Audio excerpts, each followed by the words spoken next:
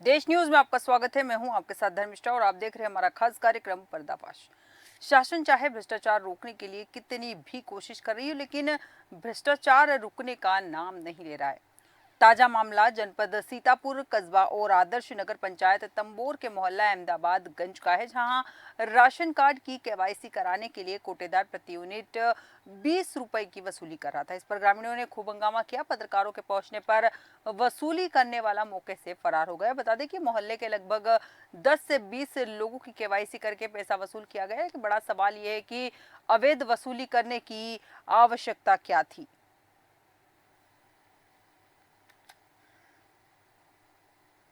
हमारे 3 यूनिट थे, उसमें से एक हमारा फिंगर लगा नहीं और 2 के लगे, तो उन्होंने 40 रुपए हमसे लिए।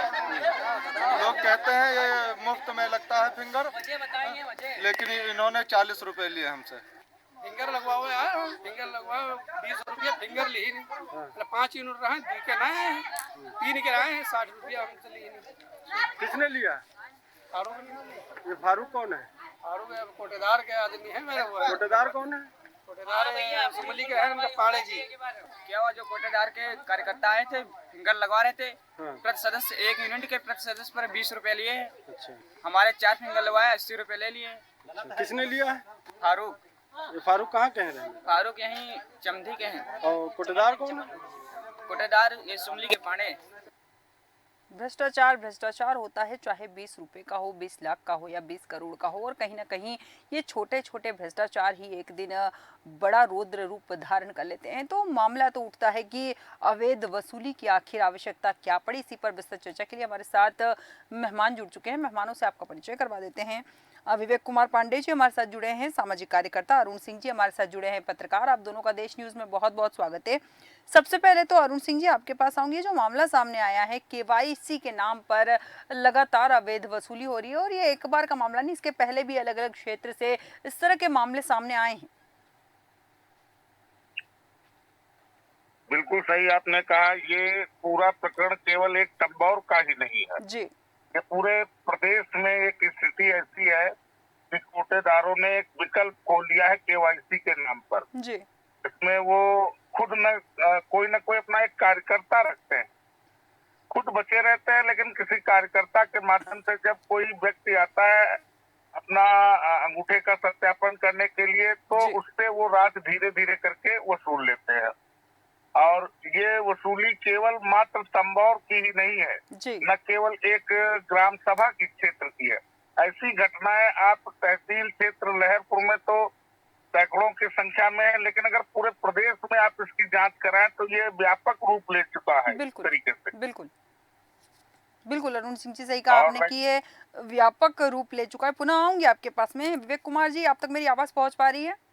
जी, विवेक जी, जिस तरह से मामला सामने आया है, भ्रष्टाचार का ही मामला कहेंगे, क्योंकि 20 रुपए की चाहे नॉर्मल लोगों के लिए कोई वैल्यू हो ना हो, लेकिन भ्रष्टाचार भ्रष्टाचार होता है। 20-20 रुपए कर कर लाखों लोगों से अगर लूट की जा रही, तो कहीं ना कहीं ये बड़ा मामला सामने आता है। आपको क्या लगता है कि इस तरह के मामले पर प्रशासन को तुरंत संज्ञान लेना चाहिए था? आपने ये मुद्दा उठाया, बहुत ही आपको धन्यवाद। और दूसरी चीज, हमारी बात को तो पहले से ही अरुण जी ने ही इस बात को कह दिया जी कि ये तंबौर का ही नहीं, ये पूरे प्रदेश से बड़े पैमाने पर ये सब पूरा एक नेटवर्क बिल्कुल चल रहा है। और इस प्रकार की घटनाएं या इस प्रकार की जो मतलब घपला, जो घोटाला जितना भी ये सब हो रहा है, ये सब बड़ी एक आम बात हो गई जी या ऐसा कहिए जाए ट्रेंड सा बन गया है। और इसमें सब बड़े बड़े ऊंचे स्तर से ये सब पूरा मामला पूरा मैनेज रहता है। ऐसा जी, नहीं कि नीचे जी। वाले ऐसे कुछ कर लेंगे, और यहाँ से लेकर के और ऊपर तक सब पूरा मामला इसमें पूरा मैनेज रहता है। और इसी वजह से ये ऐसी हरकतों, ये कार्यशैली ये अपनाया जाना इनके लिए एक आम सी बात है। बिल्कुल बिल्कुल सही कहा आपने कि ये कार्यशैली या ये भ्रष्टाचार करना इन हाँ। लोगों के लिए बहुत आम बात है। अरुण सिंह जी, आपके पास पुनः आऊंगी यहाँ पर मैं। जिस तरह से विवेक जी ने भी कहा कि ये जो मामला है, लगातार मामला सामने आ रहा है, कई जगह से इस तरह की बातें भी सामने आ रही है, और पूरी की पूरी एक चेन है। क्या यही कारण हो सकता है कि अब तक इस तरह के मामले लगातार सामने आ रहे हैं? क्योंकि लूटने वाले तो लगातार लूट ही रहे आम जनता को, लेकिन कहीं ना कहीं बड़े अधिकारियों का इसमें उनको संरक्षण प्राप्त है। बिल्कुल। जी जी जी, बिल्कुल सही आपने कहा।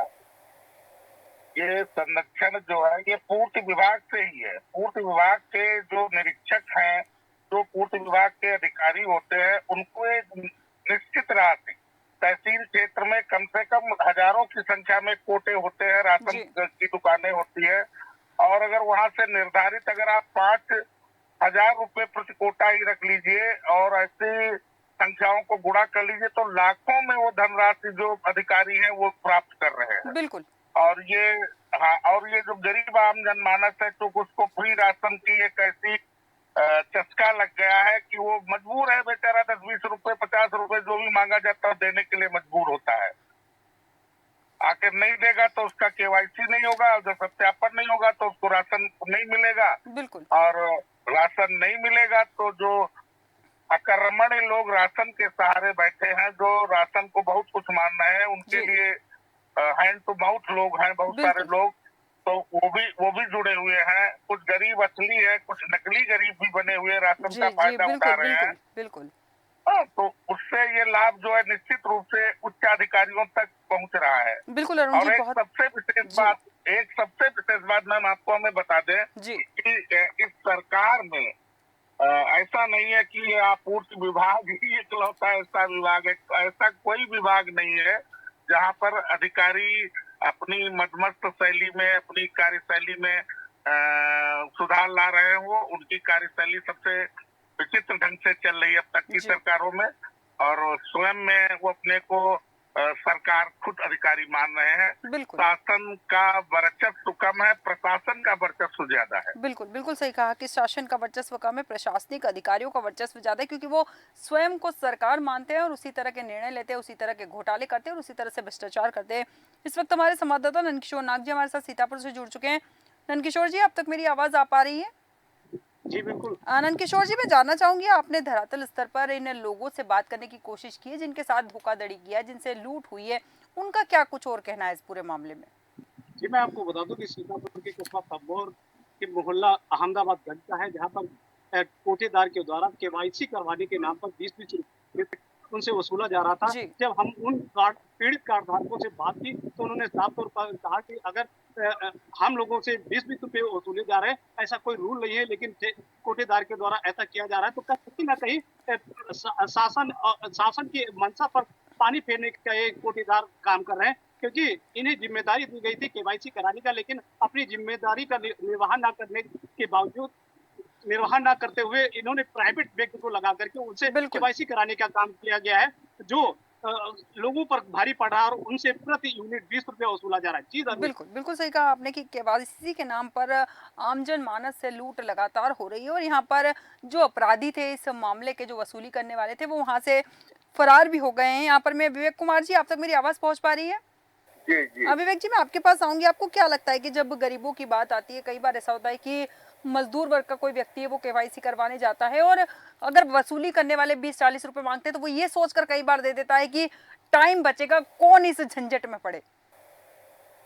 बिल्कुल सही बात, क्योंकि गरीब परिवार का जो व्यक्ति है वो इस बात को समझ चुका है कि हम अगर कहीं पर शिकायत भी करने जाएंगे, कुछ इसके लिए एक माहौल भी बनाएंगे, अधिकारी के सामने उचित फोरम पे बात भी रखे, तो वहाँ पर कोई सुनवाई नहीं। जैसा कि अभी अरुण जी ने बहुत अच्छी बातें कही जी। कि प्रशासन ही अपने को सरकार मान के चल रहा है, तो इसकी आखिर लोगों की सुनवाई कौन करेगा? बिल्कुल। तो अधिकारी पूरी तरीके से इसमें बिल्कुल एक चैन से बिल्कुल बहुत बड़े पैमाने पे बनी हुई है। बिल्कुल। और खासकर इस जीरो टॉलरेंस के जो मतलब भाषण जो ज्ञान जो दे रही है सरकार, ये पूरी तरीके से फेल है। तो इस तरीके से मजदूर जो तबका जो व्यक्ति है वो कहाँ तक भाई क्या करेगा? 10-20 रुपए देना उसके लिए कोई बड़ी बात नहीं है। वो तो बेचारा कहेगा किसी तरीके जो मिल रहा है भाई हमको भाई राशन मिल जाए। बिल्कुल। तो वो कहाँ तक अपनी शिकायत करेगा, किससे करेगा? बिल्कुल। जब प्रशासन ही अपने को सरकार मान के चल रहा है। जी विवेक जी, बिल्कुल तो सही इस बात वजह कही से आपने कि प्रशासनिक ये अधिकारी व्यवस्था जो पूरी तरह हैं फेल है। उनकी लापरवाही के कारण ही जो है जी। जनता लगातार त्रस्त हो रही, क्योंकि कहीं ना कहीं उनकी जिम्मेदारी थी जनता को इन अपराधियों से या फिर इन भ्रष्टाचारियों से बचाने की, लेकिन यहाँ पर प्रशासनिक अधिकारी कहीं ना कहीं कमजोर पड़ते हुए नजर आ रहे हैं। अरुण सिंह जी, आपके पास आऊंगी, चूंकि आप पत्रकार भी हैं। यहाँ पर जनता ने जब हंगामा किया, उसके बाद जो भ्रष्टाचारी था, जो अवैध वसूली कर रहा था, वो फरार हो गया। इस पूरे मामले को संज्ञान में आने के बाद आपको नहीं लगता है कि जिम्मेदार अधिकारियों को एक्शन लेना चाहिए था? बिल्कुल लेना चाहिए था, बिल्कुल लेना चाहिए था। और मैं आपको धन्यवाद देता हूँ, आपके चैनल को धन्यवाद देता हूँ कि आपने इस ज्वलंत मुद्दे को बहुत गंभीरता पूर्वक उठाया है। और खासकर यहाँ अधिकारियों की दशा ये है मैम कि अगर कोई भी घटनाक्रम हो जाए जी तो उनके सीयूजी नंबर जो सरकार द्वारा दिए हैं वो उठते ही नहीं है। आज मीडिया के, आज पत्रकार तो छोड़ दीजिए, जो जनप्रतिनिधि हैं, जो सत्ता सरकार के जनप्रतिनिधि हैं, उनका भी फोन उठाना वो नहीं पसंद करते हैं। इनकी इतनी मनमर्जी चल रही है, कोई भी मुख्यालय पर रुकना नहीं चाहता अधिकारी, जिसकी वजह से चाहे आपूर्ति निरीक्षक है शाम को अपने चले जाते हैं जी सीधे सीतापुर मुख्यालय पर उन्होंने आवास बना रखा है। ग्रामीण क्षेत्र, गाजरी क्षेत्र बाढ़ के चपेट में त्राय त्राय कर रहा है, वहाँ बाढ़ आपदा आई है। राशन चाहिए, व्यवस्था चाहिए। राशन कार्ड अगर इस समय ठीक हो जाए, केवाईसी ठीक हो जाए तो लोगों के घरों में चूल्हा रोशन हो सके। लेकिन अधिकारी अपनी मनमर्जी शैली, और सबसे बड़ी बात है अभी हमने जो खबर देखी जिसमें नंद कुमार जी ने, जो बहुत वरिष्ठ यहाँ के संवाददाता हैं जी और सकारात्मक खबरें लाते हैं, जी क्योंकि संवाददाताओं में भी, मीडिया में भी कई वर्ग बढ़ चुके हैं। एक प्रशासनिक चाटुकारिता करने में वर्ग लगा हुआ है और कुछ लोग समाज की समस्याओं को उठाते हैं। जी तो ये समाज की जो समस्या उठाई, उसके बाद उन्होंने अधिकारियों को, पूर्व निरीक्षक को फोन मिलाया, फोन नहीं उठा। उप जिलाधिकारी को फोन मिलाया, उनका भी सीयूजी नंबर बाहर बताया। अब नेटवर्क के आउट ऑफ नेटवर्क, गांव बूढ़ रहे हैं, डूब रहे हैं, पानी की वजह से भदफर और इधर का संपर्क रास्ते टूट रहे हैं। जी लेकिन प्रशासन कोई सुध लेने वाला नहीं है। राशन तो एक आम आवश्यकता की बात है, लेकिन राशन के साथ साथ प्रशासन जो है ये बहुत ही अपनी शैली को लेकर के आम जनमानस को त्रस्त कर रहा है। बिल्कुल बिल्कुल सही कहा कि आम जनमानस को प्रशासन ही त्रस्त करा, जिसकी जिम्मेदारी है उनकी त्रस्तता खत्म करने की, वो खुद आम जनता को त्रस्त कर रहा है। नंदकिशोर जी, आपके पास आऊंगा। क्या लगता है कि ये जो भ्रष्टाचार है उसे रोकने के लिए जो प्रशासनिक अधिकारी है वो असफल नजर आ रहे हैं? क्योंकि जैसा कि अरुण जी ने भी कहा है कि उनके फोन नंबर नहीं लगते हैं, वो एड्रेस पे मिलते नहीं है, कई बार कार्यालय में नहीं मिलते। जब वो मीडिया कर्मियों के नहीं सुनते हैं, नॉर्मल अधिकारियों के नहीं सुनते, तो आम जनता की क्या सुनेंगे?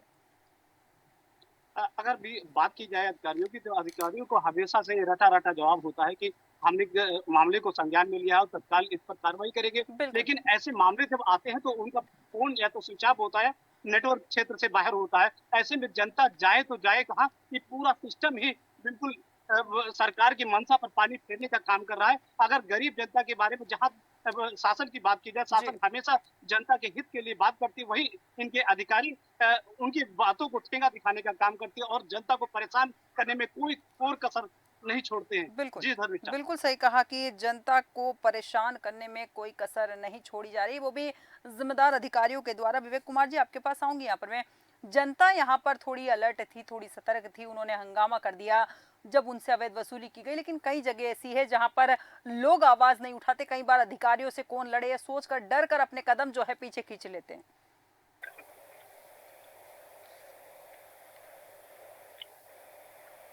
सुन पा रहे हैं विवेक जी? जी बताएं। विवेक जी, जिस तरह से यहाँ के जो जनता थी वो थोड़ी अलर्ट थी, अवैध वसूली को लेकर उन्होंने हंगामा किया, लेकिन कई जगह ऐसी है जहाँ की जनता अधिकारियों के डर के कारण आगे नहीं आती, हमेशा अपने कदम पीछे खींच लेती है और कई बार इन अधिकारियों के बारे में कुछ पता भी नहीं चलता। जब ये डिबेट चल रही तो अभी अचानक मुझे एक बात इसी बात को लेकर के आ गई, ये करेक्शन को लेकर के जी कि क्योंकि धरना प्रदर्शन ये तो सब चलता रहता है। मैं तो कुछ ऐसे जागरूक लोगों से भी मैं अपेक्षा करूंगा, कुछ 1-2-4 लोगों को, ऐसे व्यक्तियों को आगे आना चाहिए जिनको इस मामले में अपनी आरटीआई का सहारा लेना चाहिए, प्लस लोकायुक्त वगैरह जैसे बड़ी स्तरीय जो भ्रष्टाचार जो निवारण जो संस्था है उनके सामने एक इसका परिवार भी फाइल कर देना चाहिए। बिल्कुल ये इस प्रकार से कुछ लोगों को, जैसे कुछ लोग धरना प्रदर्शन कर रहे हैं, कुछ लोगों को भ्रष्टाचार निवारण संस्था के समक्ष परिवार फाइल कर देना चाहिए, तो जिससे थोड़ा सा एक अधिकारी में भय बना रहता है और जिससे आने वाले दिनों में करेक्शन पर हो सकता है कि कुछ इस पे अंकुश लग सके। वरना चूंकि धरना प्रदर्शन करने से कोई फायदा है नहीं, ज्ञापन देने से कोई फायदा है नहीं। जैसा कि अभी आपने कहा कि भाई अरुण जी ने भी अभी कहा कि हाँ मामला संज्ञान में आया है, मैं इसको जांच कराऊंगा, मैं ये कराऊंगा, इससे कोई फायदा नहीं। सीधे इसका परिवार इसका भ्रष्टाचार निवारण उच्च स्तरीय संस्था सरकार के सहारे तो बिल्कुल नहीं रहने वाला, क्योंकि इसी सरकार में जीरो टॉलरेंस में इतना भयंकर करेक्शन हो रहा।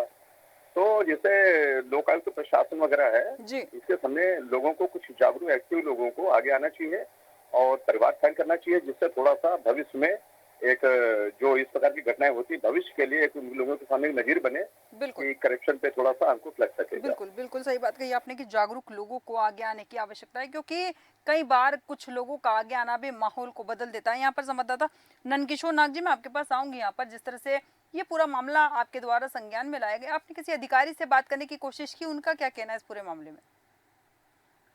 हालांकि मैं आपको बता दूं कि इस तरीके से पूर्त निरीक्षक को भी फोन किया गया, लेकिन उनका फोन नहीं लग पाया और तहसीलदार एसडीएम को भी फोन लगाया गया, लेकिन उनका नेटवर्क क्षेत्र से बाहर बताया गया।